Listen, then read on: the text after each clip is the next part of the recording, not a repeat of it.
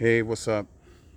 So, been training, meditating a lot as I'm training on everything that has been going on, especially the stuff that we've been talking about in the inner circle that I will elaborate on right now. But it's the things that's on everyone's mind. Everyone's losing their jobs. There is no hope for having a home. The economy is a fugazi. The family doesn't exist. The old people are just straight up gaslighting us. And imagine the people younger than me. I feel so bad for the people who are younger than me. But something from the ancient Egyptian myth that and we've been talking about a lot in the private community is when you die. I'm paraphrasing it. I'm not necessarily that thoroughly acquainted with ancient Egyptian myths, but when you die, your heart gets weighed against a feather. Think against in front of Osiris, the Lord of the underworld. I can't have this wrong.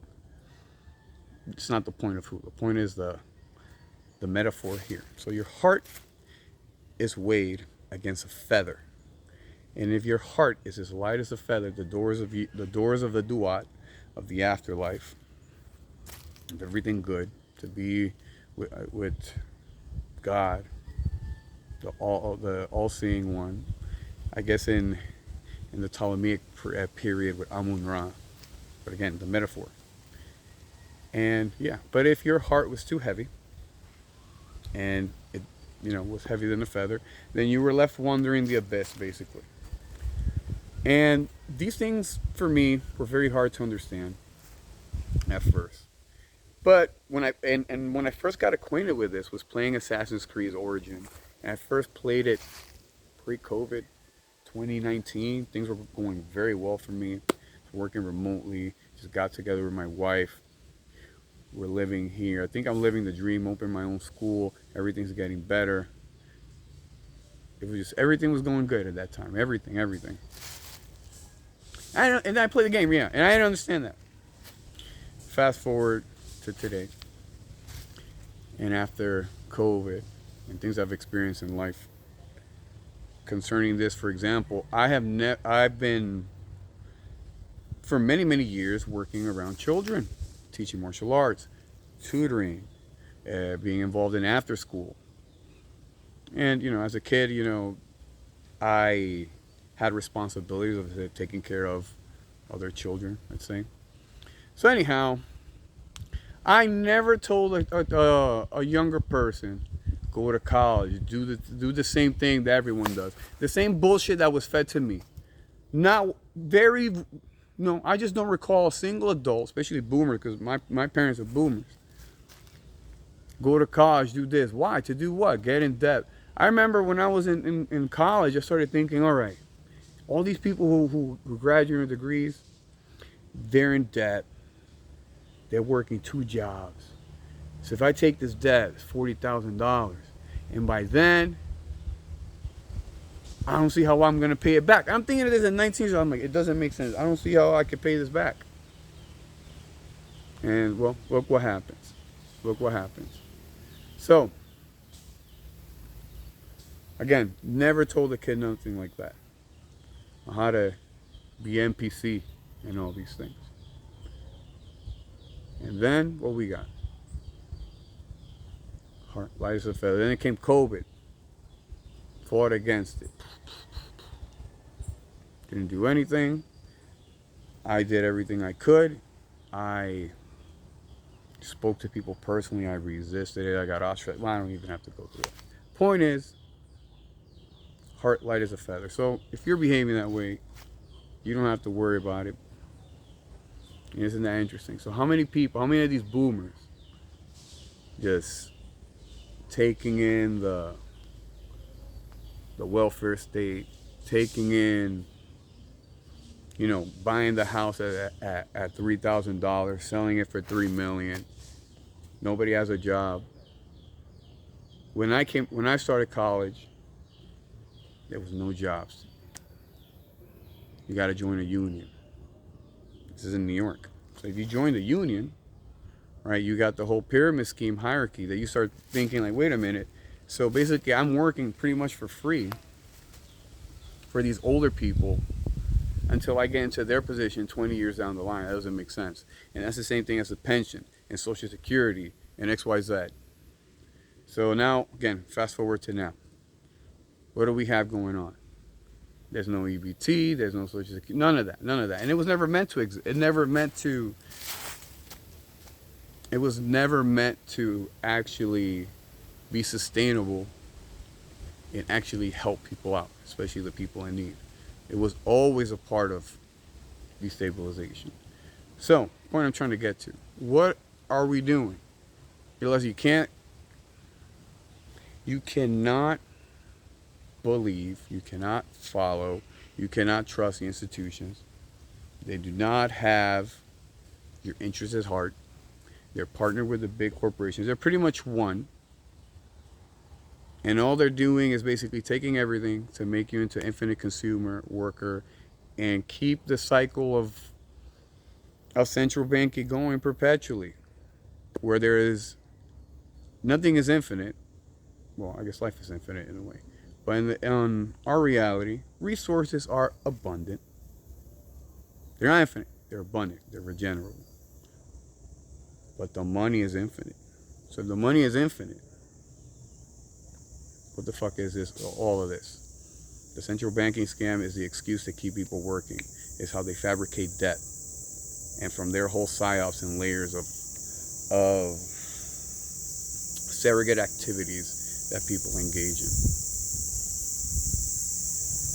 So again, everything's going to hell. Oh, no, it's not. It really is. Again, what is the free individual person going to do? Like, look at, let's say, with the EBT thing. I was looking at this video. Old lady, somebody who actually needs EBT. She's a senior citizen. She goes to the church. Pastor, I don't know what to do. I don't have any food. I can't do anything. The pastor said, don't worry, I got you. That's what's supposed to happen. Communities, the people around you getting engaged. It makes me want to go kind of more personal into this. And that's been my big thing that I've been trying since COVID. So what do I mean by that? Again, I didn't know what to do.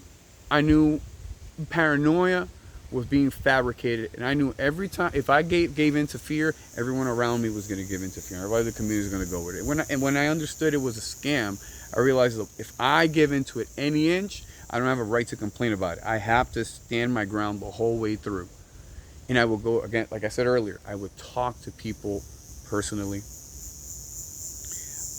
And some people, you see them listen, and then they understand, and it's just like, okay, they're hiding because they're afraid. They're not really going along with it.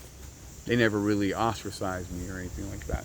But then again, the people who went all the way, the cowards, no matter how much they budge, and they've never said anything about it.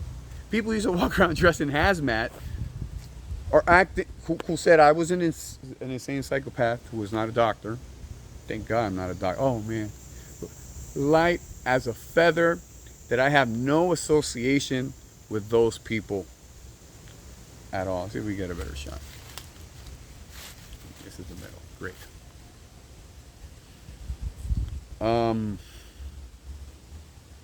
So I try to engage in community. Go to people, build. Hey, we don't need the system. We can grow. Making sure everything was handled and settled. But you see, what is government? They create panic. And this panic and chaos helps them justify their existence by saying, look, I'm the authority figure that can keep you safe and promises you safety. And this fear of this fear of everything and the promise of safety is one of the strongest tools of the mind control. Because safety really doesn't exist. We know we're coming out the other side dead. I mean, who knows? Maybe not. I haven't died yet. Maybe at some point I will. I mean, it sounds delusional, but you get the point that I'm trying to get to. That even if you haven't necessarily gotten there and experienced death, you have to be acquainted and know that that's coming. What that really means, That's a different conversation. But you can't live and because of that, once you go into that, what is death? What is fear? You have to start to let go of that, or live with it in a different way, and in a way that's more in tune with life. You know, okay, animals, they don't go, they fear death in the sense that they know when they're, they have this instinct. But they're not like humans, where you have them on the whip of slavery, swearing allegiances to flags and hymns, because if not, they're going to go to prison because they committed the sin of not paying the tax or not obeying the government, in the sense of like even that, which was insanely absurd. So going back, tying it into what I was saying earlier with the boomers too, they are they gave into this. They produced this boomer reality of debt, that they're great with it, that the younger people are struggling and suffering. But again, on the fear thing, they fear death to the max. Yet they expect the youth to just, sacrifice everything for them so they could live a little bit longer, and they could spend the last of their money, the last of the money that people are working for now, and that the great-grandchildren, because that's how far off the debt is, that they have to pay so they can, go gamble in the casino. They can help people raise families, because old people could be helping. There's this whole thing. Nobody wants to have kids. Me and my lady, we tried. That's what I'm trying to say. I was trying to get to earlier. I've realized, I really tried my best. I have skills. My skills, again, I know how to teach. I'm really good with children and teaching children. I've demonstrated that, with my own daughter too. I have a lot of discipline. I say focus. I stay on schedule. I drop the ball sometimes. I get frustrated. Maybe I give across an asshole attitude that I may not be aware of. I really try to be polite. I don't want to come across as an asshole or rude, because I don't want people to be rude to me. So I really endeavor to be polite. I think that's very important. And if I am rude, is because, and I'm not justifying rudeness, I'm saying if I may be firm, that's a better wording of it, is because hey, I have to draw a line here, and then that's presumed as rudeness. But it's you can't treat people who are extremely rude the same way that people are really polite. You have to behave. It stops. I get it. I don't have to cross that line and escalate it, but again, I'm just trying to say, hey, I'm not perfect. I try. I try to figure out systems. So I offer these things. I come to people hey, let's put the kids together where I can teach them karate, or teach them math, or teach them reading. No, people want to go to the system. They want to give the kids to school. My child at 5, she's not 5, but again, when I'm 3, 4 years old, multiplying, adding, and everybody's, how could you do this without school? It's impossible. It doesn't even take so much time, but anyone that's aware of how to teach people understands how to do this efficiently in minimal time. So I see kids wasting time in schools, and the reality is that these boomer-minded people, because not always just boomer, but that mindset, they're willing to let kids waste they know they're wasting time for 14 hours a day, and a lot of people, because they have to, because both parents have to work, and it's please help. No, we all have to work. And even when I've been working with home, with a baby in my lap, and on the computer, and making phone calls, and where's the old people? Chilling. They're chilling. And people who are younger than me are working harder than me. And it's going to get worse. And telling them, yeah, you should study. You should go to university. Nuance, study what and why? Nah, it's just the repetition of rhetoric. Let's talk about what sounds good. Yeah, you should go study. You should be a hardworking person. And that means that if you refuse to work the 12-hour shift, you're lazy. But these boomers never did that. They never did that. And now your average 25-year-old person works 3 jobs, and it's not enough. And then they're they break down and cry online or something like that. People look at these bitches. I remember people who are a bit older you need to be empathetic for real. Even with the fucking freak out liberals. These people are fucked up mentally. We know, we laugh at them, fuck them, but I'm trying to, so you can understand what's going on. We went through that. I mean, I did, in the sense There wasn't a TikTok and stuff where people breaking down. But when I figure out, I'm like, yo, this work thing is a fucking scam. It doesn't matter where you go. It leads to debt. It leads to not being able to afford a house. And if you're just working as a regular person like that, like, how could you start a family? Nobody gonna take you fucking serious because you don't drive this car, don't have this shoes, and the clothes or whatever stereotype, the various levels of stereotype that the fake civilization promotes. So all the people aren't helping. Now is the time for us to create solutions. Like the EBT example, hey, what can we do? This EBT thing is fugazi. Even if you don't want to think it's a fugazi, you're gonna have to deal with it. And it's possible. It's not a big deal. The issue is here the dependency on the government and people who have this mindset that they think they can hold society at a threat. It's like, if y'all don't give me my free shit, I'm gonna steal. Then, well, let them deal with the consequences of their actions. Somebody gonna light these people up. And especially like these big dinosaurs, not even dinosaurs. Well, yeah, when I think dinosaur, I think like Barney. They're just so fluffy. Hi, where's my food stamps? Like, these people, they're not gonna fight the revolution. Again, these are sad people. And that's why, we've been treating them with that empathy. But we have to let them be and focus on us. And what I mean about focusing on us is we know the problem, what type of solutions we can make together. So again, we've been working on several projects, how to integrate different types of, 5%. How to integrate whatever we're doing together. Work with your friends, people you trust. Don't just, it's crazy that we, as a collective humanity, go make money for other people. But we won't do that for ourselves the same way. Like, people, even me, my room is messy or something. But if I go to work, everything is clean, I'm punctual, and then on my own stuff, I show up late, whatever. Nah, that's not good enough. You have to treat your stuff better or just the same. And when you're doing that, you can even do even a better thing for someone else because you're clear and you're coming from a position of higher tier consciousness where it's give. And not just when you're giving, you're creating overwhelming value.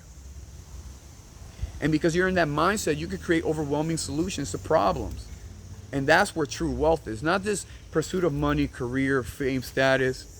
And when I mean money, it's this fake fucking money. There's real value out there that we make from within. We dictate the value, but we have to have the confidence. And that's breaking through the mind control, that we have the answers. And they're usually closer from within. They're from within, and they're closer than we think around us. That's something I've come to realize every time. Like, man, the solution was right there. Me, supposedly impoverished, no money. Look where the fuck I'm living. I chill out here. This is my shit. So I'm privileged. You are surrounded by your privilege. Think about the white feminist that said that in those pussy hat universities. You're surrounded by your privilege. Yeah, so we got to be surrounded by our privilege. Do the Vince McMahon walk, all of that. Let's see how I could do it. If I could just do it straight through, or maybe I should just put the martial arts stuff that I did today. Because I want to build this habit. I'm going to try to just talk straight to the community. Because sometimes as I'm talking, I realize I kind of go that I want to, people who don't understand what I'm talking about to get what I'm saying. Listen to me, right? That's a bad thing. Not necessarily bad if you get me. Like, listen to me, pay attention. That's not bad when it's pay attention. Version, yeah, pay attention. You are surrounded by your privilege. All right, guys. So